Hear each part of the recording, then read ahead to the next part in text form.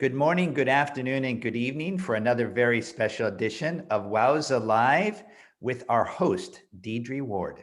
Deirdre? Hi. So welcome everyone today. It's a chat between myself and Gráinne. Gráinne is a long-standing marathon swimmer on the Irish and New Zealand scene and is a member of the Ireland Marathon Hall of Swimming fame as an honour swimmer. I love the way Steve introduced us there because, you know, at the moment we've got Steve in LA, myself in London, and Gráinne is a day ahead of us both in Wellington in New Zealand. So it's very, very fitting. And I hope Friday's looking really good for you from where you're sitting there, Gráinne. Oh, look, Friday is looking fabulous in New Zealand. So we've just had the sunrise in Wellington and it was absolutely spectacular. So I think it's going to be a lovely day. And we're about to go into a long weekend here. So in New Zealand and Australia, we celebrate the kind of memorial for the World Wars on Sunday. So we all get Monday off. So yeah, it looks like a fantastic weekend. And it's great to be here with both of you. Anzac Day, that's right. Sorry, I didn't realize actually. So Gráinne, firstly, congratulations on your recent Lake Taupo swim in New Zealand. I think that was the 1st of April, which I'm sure there were a few jokes about. yes, I think probably a few people received the tracker and were quite pleased to find out that it wasn't a April Fool. So it did feel a bit odd to be swimming it on the 1st of April. But that was the best day that week. So that was the day that we went. So for those, I mean, there's going to be some people watching who aren't really familiar with that swim. Do you want to tell us a little bit about it? I think it's a lake swim. What's the distance, things like that? Oh, look, it is absolutely a lake swim. It's probably one of the longest lake swims, maybe even, in the world. I mean, it's over 40 kilometers long. The lake is actually the size of Singapore. So it's a very, very significant lake. If you see a photograph of the whole of New Zealand, you will spot this kind of hole in the middle of the North Island, and that's Lake Taupo. Yeah. And is there any sort of wildlife in there hanging around that you have to sort of duck from? No, there's luckily, it can be a very cold lake because it's actually quite high. The lake's quite high. There's a lot of mountains that drain into the lake. So the ice melts and drains into the lake. So it tends to be a swim that is better done later in the summer because at the start of the summer, all of the ice and snow is melting, coming into the lake and making it quite cold. It's very deep. There is a kind of little island about halfway, but it is quite little. So, you try not to use it as a marker because it is one of the only markers. So you do have probably about 15 Ks when you don't really see much in terms of land. There's a bit of lake weed, and actually the lake weed, we tend to encounter at night because we started the swim about 4:30 in the morning. And then the other thing the only strange encounter that I had on that swim was there was actually a really spooky lake fog that you couldn't see very much at night. And I have to say, I did find that quite eerie. And there's quite a number of famous legends in New Zealand around things happening, a lake fog coming down before something not so good happens. So there was a big eruption in 1886 of the pink and white terraces, which were actually at the time one of the wonders of the world. So this lake fog I found quite spooky and did get a little bit tense during it. Now, luckily it cleared after about an hour. But apart from that, to be honest, one of the major problems for me in New Zealand with my beautiful colouring is actually the sun. Right. So there's no kind of UV cover in New Zealand. You need to be very, very careful with the sun. So I worked very hard to make sure I had as much sun cream of a strongest nature as possible. And I was really pleased actually I didn't get burnt. So that was quite. Do you use the full-on zinc that some people use, or do you just have a go-to brand that sort of works? No, there's a couple of things. There is a really good brand that a friend of mine I swim with is a pharmacist, and she recommended. And then the Ironmen I swim with, they told me the Ironman trick where you shower the night before, open your pores, put the sun cream on, put the sun cream on the next day. and then or in the night. And then, yes, I absolutely covered myself with baby Sudocreme with maximum zinc in it. So yes, I was very liberal with that. It's something I always have to be very careful of myself, so I'm interested to get tips. Yeah. Well, that worked very, very well. Very well. You mentioned the temperature there being cold. What sort of temperatures did you have through it? And it sounds like there's a deep patch, so it probably varied as well. Yeah, it's not too bad for, you know, for someone who's come from, you know, the chilly climes of the north of Ireland. So probably, you know, 16 to 19. So a wee bit of variation. Actually, it's interesting because I did it a bit later in the summer. What you do have is the night swimming, which I found absolutely, apart from the lake fog, fabulous, because it was very clear, there was lovely stars and the moon was out. But the air temperature is quite cold. So that's one of the things that we worry about. So actually at the start, the people on the boat with me, they would have rather have been in the water because the water was warmer than the air temperature. So I think I got the better end of the deal at kind of 4:30 in the morning. And you mentioned the fog there, but like, what were some really, I guess, standout moments for you that you were like thinking, wow, I'm so glad I'm doing this? I think, you know, getting in is always a really important part of a swim, I think, because, you know, you've done so much training, you've thought about the moment that you would get in. And I have to say, you know, getting in at night, I was really surprised, actually. The water felt a lot warmer than I expected. So that gave me a real lift. I think then, you know, the first 32 kilometers for me were not necessarily a standout, but they were very, very consistent. I was swimming incredibly well, which I was absolutely delighted with, because what viewers might not realize is, well, and hopefully, but, you know, I'm 51 and a mother of 4. So, and, you know, have a full-time job. So to be swimming as well as I was after 32 kilometers, I was pretty pleased. Now, the last 8 kilometers were really tough. The wind whipped up at one point, you know, it was 20, 25 knots. It was a westerly. It was blowing me into the side of the lake. They had to move the boat from the right-hand side to the left-hand side. I prefer to sight on my right, but I can do both. So that was, what was interesting about that, I think some people on the boat were a bit nervous, but I was very, you know, I had a kind of inner confidence that yes, this was a bit tough. My body was feeling a bit sore, but I was going to make it. So, I mean, it's always lovely to make it at the end. And yeah, I just really enjoyed it and kind of enjoyed the moment. I tried not to think during the swim too much about how far I had to go.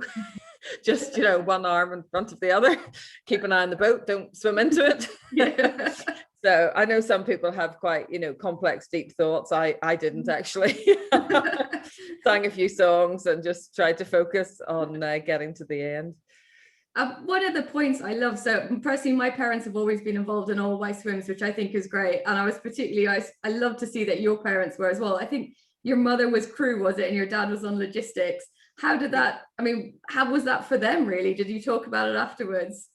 Oh yeah, look, I mean, the first very big open water swim that I did, that, you know, you had a boat and not everybody was there, was obviously was the English Channel. And it was interesting because my father and my brother were on the boat on that swim, and my mother was on the shore.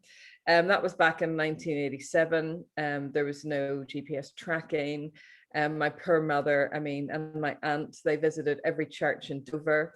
I think they kept bumping into a priest who thought that my aunt is a nun, that either she was leaving at the convent or my mother was leaving her husband. You know, they thought there was some major problem going down.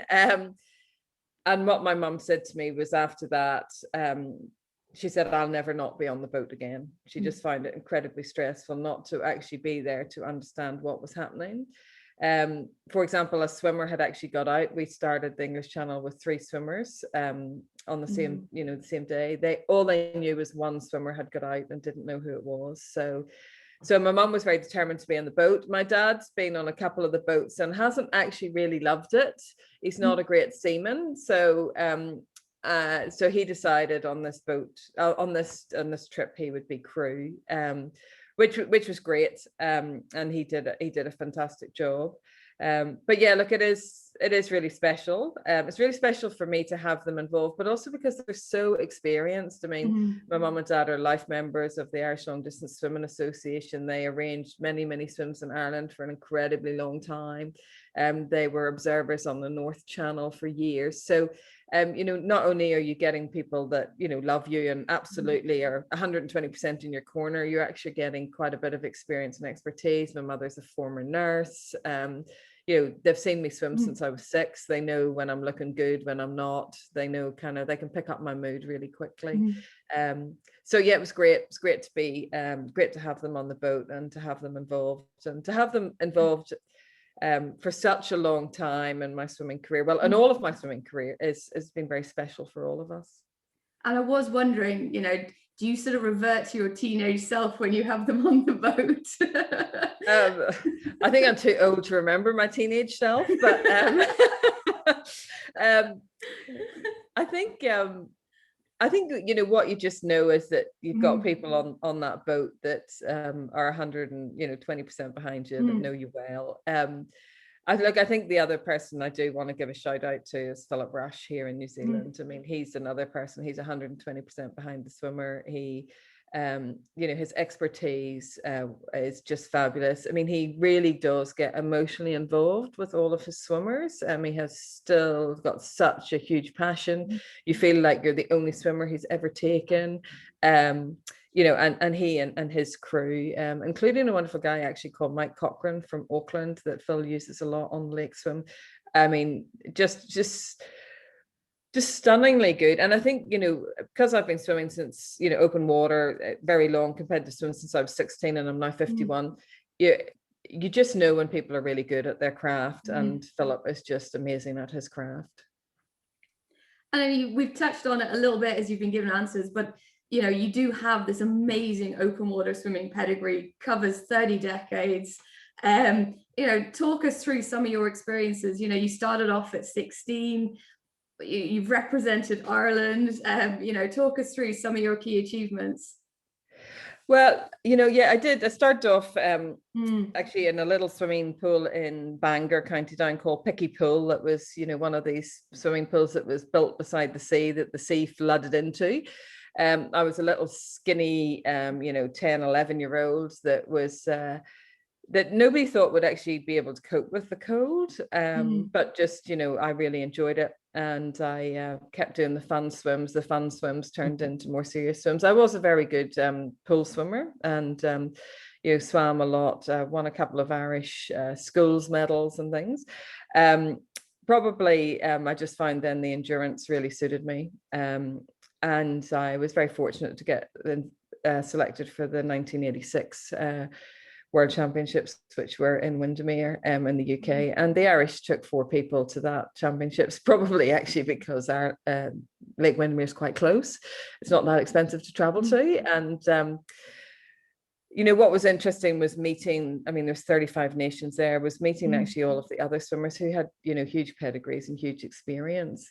But interestingly, in that year, the Irish team did well. And I think what that showed me, because we were actually in the local campsite and a number of other teams were in the 5-star hotel. And the Americans had a coach each. There was 4 swimmers. They had a coach each. They had a head coach. They had a team manager. We had our mums and dads, boyfriends, girlfriends, yet actually the Irish team placed better than the American team. And I think what it showed me is that, drive and determination and motivation can overcome kind of disadvantage. And it was just wonderful to meet all of those swimmers there. They said to me, "Oh, you can swim the English Channel," because back then, the only Irish person to swim the English Channel was Ted Keenan in 1972. People won't remember this, but, well, you will, some of you, but cast your mind back, 1987, you had to make phone calls, you had to write letters, there were no Facebook groups, getting the information about how to swim the English Channel was actually pretty tough.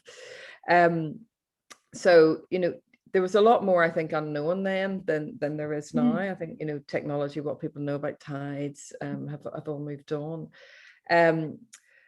But I think whilst technology's moved on, I think technology's moved on a couple of parts. It's moved on with, I mean, nutrition, the nutritional knowledge that we have today compared to what I knew in 1987 is just, it's just a world apart. And I just think good nutrition is so important to, you know, a successful swim. And then the other thing is all the tracking and the social media. I mean, the GPS tracking means that people can get involved in a swim. They can know where you are. They can actually get a feel for what the swim really entails. I mean, they go to bed, they wake up, you're still swimming. You know, they go into a meeting, they come out of the meeting, you're still swimming. They go for lunch. You know, after lunch, they check the tracker, you're still swimming. They're going, oh my goodness, this is amazing. And then sport. It is. And then you've got all your social media. So, I mean, we had a lady called Hannah on the boat, and Hannah actually works with me. She's also a Cook Strait swimmer. She's on the boat with Phil, and you know, work had given her very strict instructions that she had to be, you know, really good on the social media. And you know, so there was videos, there was beautiful photographs, some of the most beautiful photographs of me swimming ever, including an amazing one with sunrise. But you know, you didn't have that back in 1987. So yeah, 1987 English Channel, and then 2001 the Cook Strait, then 2021 the lake. So I you know, I seem to do a big swim about every 20 years. So I think I need to do one before I hit 71. I don't think I can wait that long. So I think my body will be up to it. I hear in your Cook Straits you might have had a little bit sharky encounter. Tell me a bit more about that. I did. And actually, my worst fear. Yeah, I'm really, I mean, it's a really special swim for me, the Cook Strait. It's a really difficult swim, and that's what people need to understand. It's, you need to be a certain speed because the tides are just absolutely ferocious. You have two huge bodies of water going through a narrow strait. So it's not like the English Channel, where in some ways, sometimes if you just keep swimming, you'll eventually hit land. If you just keep swimming in the Cook Strait and you're not going fast enough, you'll end up towards Antarctica, which is not going to be good for you. I was actually due to try and swim the Cook Strait in the year 2000, and now I lived in New Zealand and I was available at any time to swim, and we never got in the water. Nobody got across in 2000 because the weather was so unpredictable. So that's another thing that's really challenging about Cook Strait. And I know a number of international swimmers come over and they wait and are desperately disappointed. But that's the reality. I mean, I waited 18 months. So I trained all of 2000 for it, didn't get in. Trained all of 2001. Actually, twice before the day we went, Philip thought maybe that would be the day, and it wasn't. Ended up, it was the 6th of March, and got in the water. And the first couple of hours were great, but actually then the wind did what it wasn't supposed to do. So the weather forecast wasn't completely correct.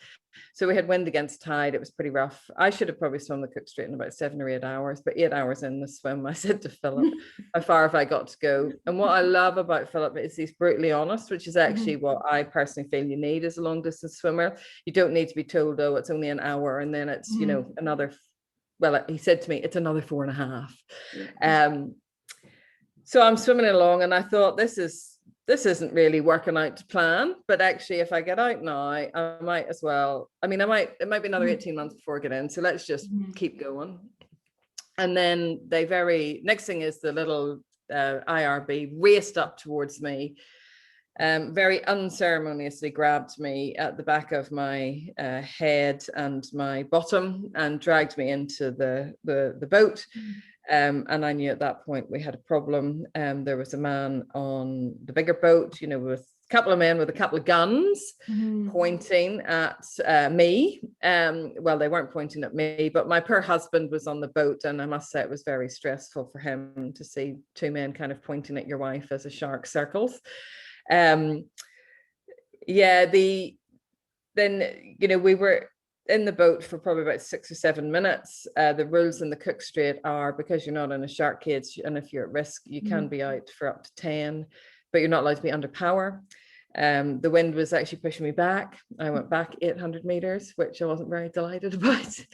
And then Philip said to me, after about 6 or 7 minutes, you know, are you going to get back in?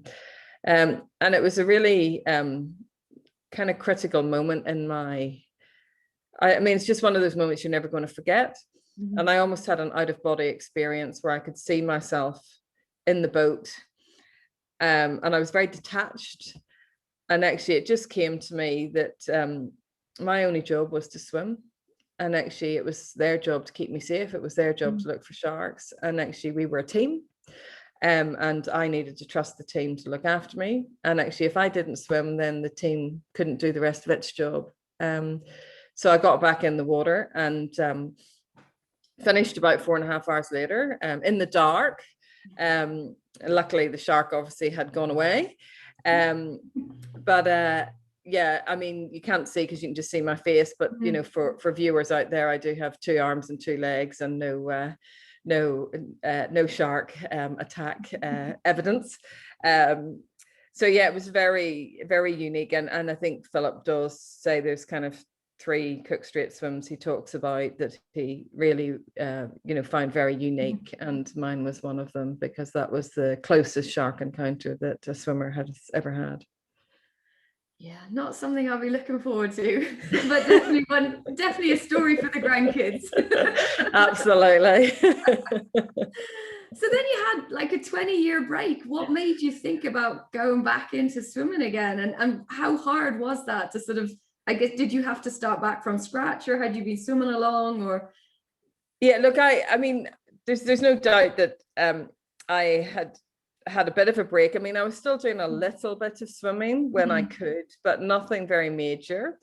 I have 4 beautiful children. When my youngest was about 2, I thought, oh, come on, you know, I'm just pretty unfit. I really need to get back into it.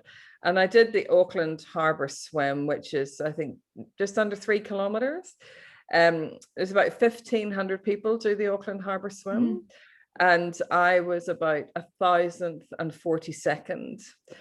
And I just thought, oh my God, you know, in 1986, I was in the world top 10, and now I can't even get into the top 1,000 in the Auckland Harbour swim.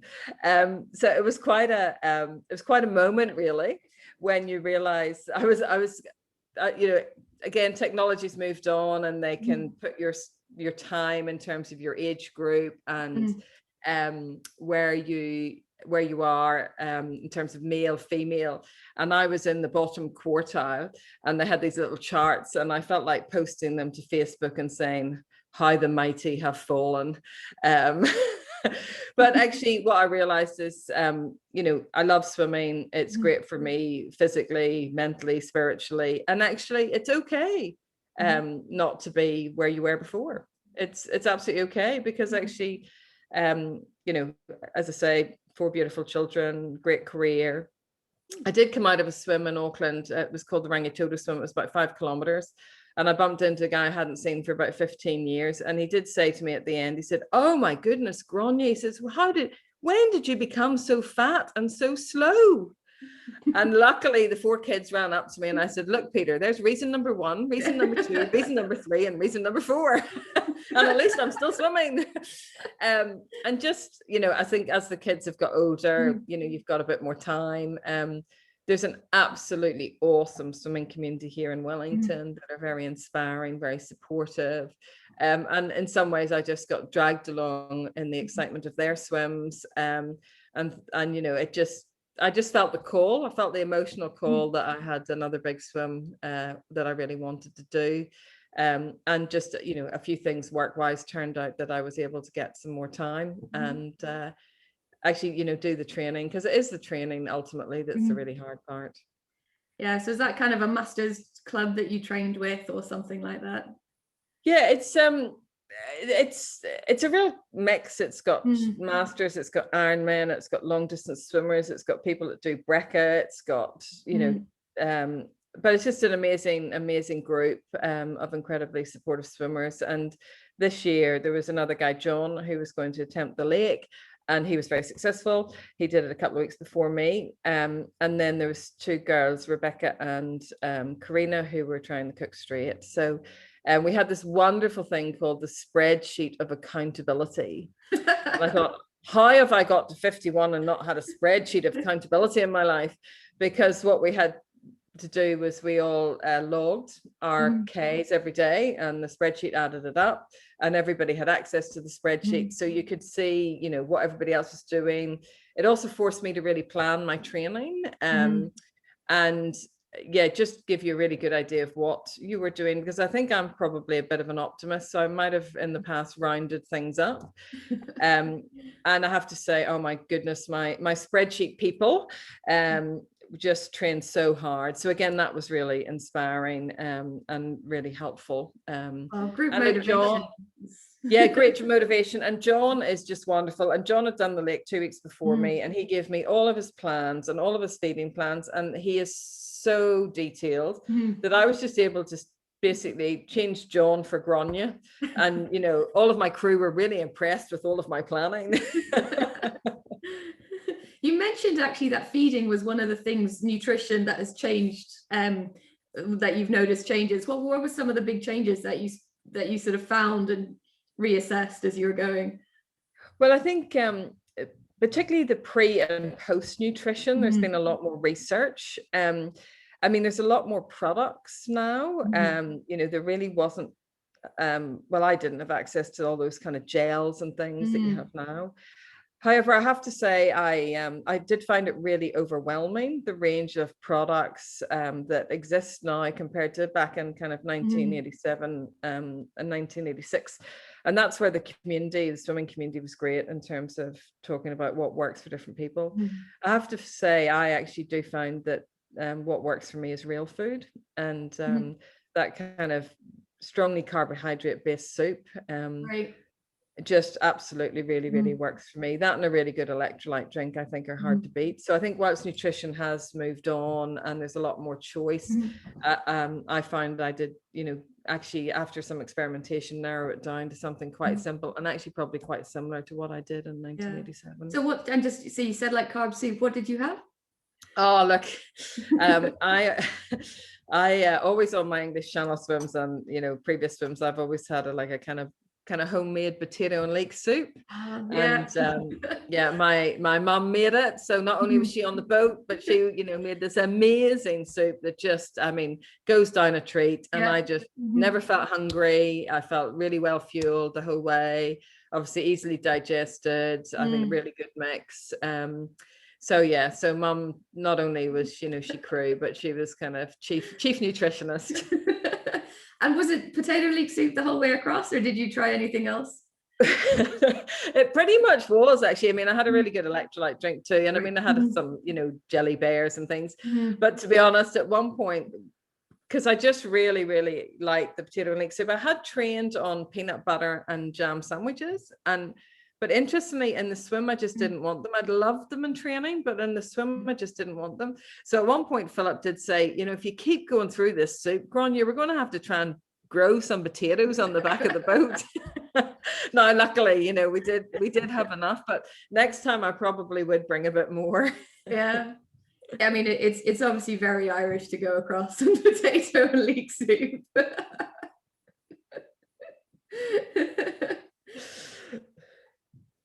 And so you sort of said like, oh, what might come next? Do you have anything in mind, or sort of? Yeah, well, look, I think you've got 20 years to think about it. Yeah, I think I'll do something before 20 years. But I mean, obviously nobody can travel at the moment. We're about to go into the New Zealand autumn and winter. So you know, any next big swim would be kind of, you know, this time next year. New Zealand has a triple crown of long distance swims, which are the Lake, Cook Strait and Fovo.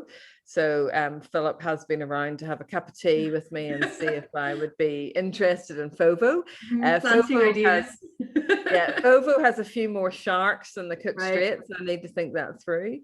But once travel opens, I definitely would be interested in, you know, a few more swims in Europe and reconnecting with a number of my old friends who still swim. So yeah, I think I'll definitely do one before 20 years. Good to hear. I mean, now you're trained up, you're all set, you might as well take advantage. Yeah, although I do find at 51 the recovery is not what it was at 17, so takes a while longer to recover. Well, I think we're probably out of time, but thank you so much for sharing your experiences of your open water swimming and your swimming career, and good luck with whatever you choose to do next. And thank you, Steve, for the space and the opportunity for tonight. Just for those of you who stayed on this long, the Ireland Marathon Swimming Hall of Fame was created in 2017 to recognise and honour leading marathon swimmers and contributors to the sport in Ireland.